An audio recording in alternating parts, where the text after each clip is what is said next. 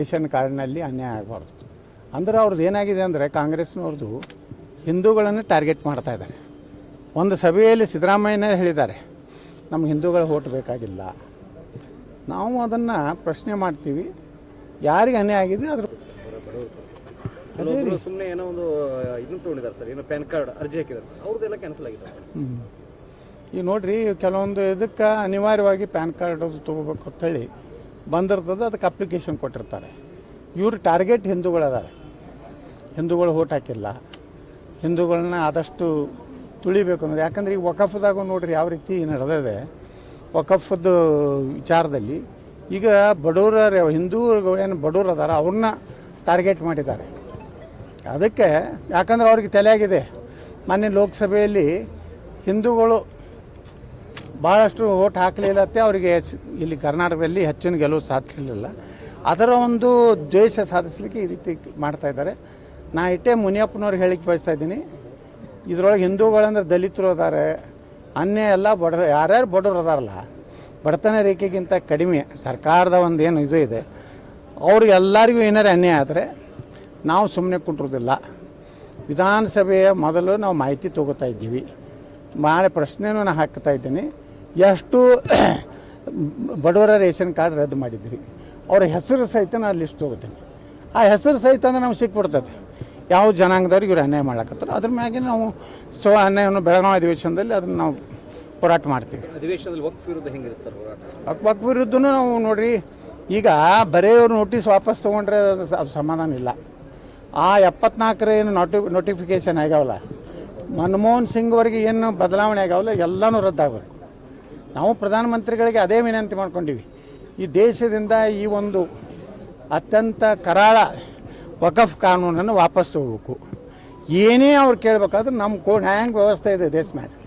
ಮುಸ್ಲಿಮರಿಗಾಗಿ ವಕಫ್ ಒಂದು ಟ್ರಿಬ್ಯುನಲ್ಗೆ ನಾವು ಒಪ್ಪೋದಿಲ್ಲ. ಈ ದೇಶನಾಗ ಅವ್ರು ಇರಬೇಕಂದ್ರೆ ಅವ್ರಿಗೆ ನ್ಯಾಯ ಮತ್ತು ಕಾನೂನು ಬೇಕಂದ್ರೆ ನಮ್ಮ ದೇಶದ ಕಾನೂನು ನ್ಯಾಯವೇ ಅವ್ರಿಗೆ ಇದು ಮಾಡಬೇಕು. ಅದನ್ನು ನಾವು ಚರ್ಚೆ ಮಾಡ್ತೀವಿ. ಅದಕ್ಕೇ ನಾವು ಎಲ್ಲ ಕಡೆ ರಾಜ್ಯಾದ್ಯಂತ ಪ್ರವಾಸ ಮಾಡಿ ಯಾವ ರೀತಿ ನಮ್ಮ ರೈತರಿಗೆ, ಮಠ ಮಂದಿರಗಳಿಗೆ, ಸರ್ಕಾರಿ ಜಮೀನುಗಳು ಅದನ್ನೇನು ಅವರು ನುಂಗ್ಯಾರಲ್ಲ, ಅಲ್ಲೇನು ವಕಫ್ ಅಂತೇಳಿ ವಿದೌಟ್ ನೋಟಿಸ್ ಏನು ಇಲ್ಲಿವರೆಗೆ ಸೇರಿಸ್ಯಾರಲ್ಲ, ಅದನ್ನೆಲ್ಲನೂ ಪೂರ್ತಿ ಮಾಹಿತಿ ತೊಗೊಂಡು ಸದನದಲ್ಲಿ ಚರ್ಚೆ ಮಾಡ್ತೀವಿ. ಮತ್ತು ನಾವು ದಿಲ್ಲಿಗೆ ಒಂದು ನಿಯೋಗ ತೊಗೊಂಡು ಹೋಗ್ತಾಯಿದ್ದೀವಿ. ಇನ್ನೇನು ಜಾಯಿಂಟ್ ಪಾರ್ಲಿಮೆಂಟ್ರಿ ಕಮಿಟಿಯವರಿಗೆ ಮತ್ತೇನೇನು ನಮಗೆ ಮೊನ್ನೆ ಬಂದಾಗೆಲ್ಲ ಕೊಟ್ಟಿದ್ದೀವಿ.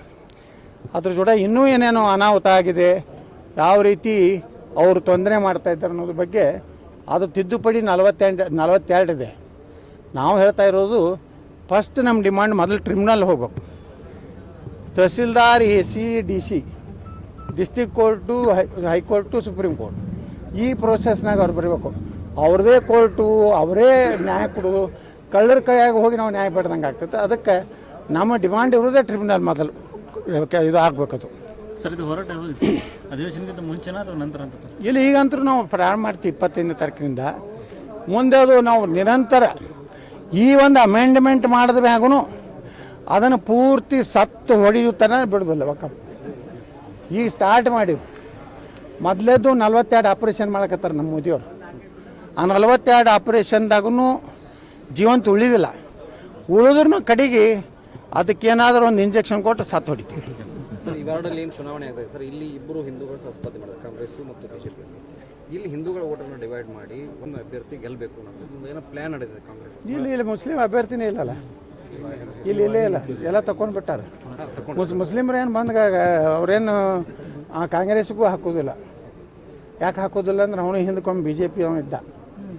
BJP ತಿಲಕ್ ಹತ್ತಿಬಿಟ್ರೆ ಮುಗೀತು, ಸಾಬ್ರೆ ಎಂದು ಊಟ. Thank you.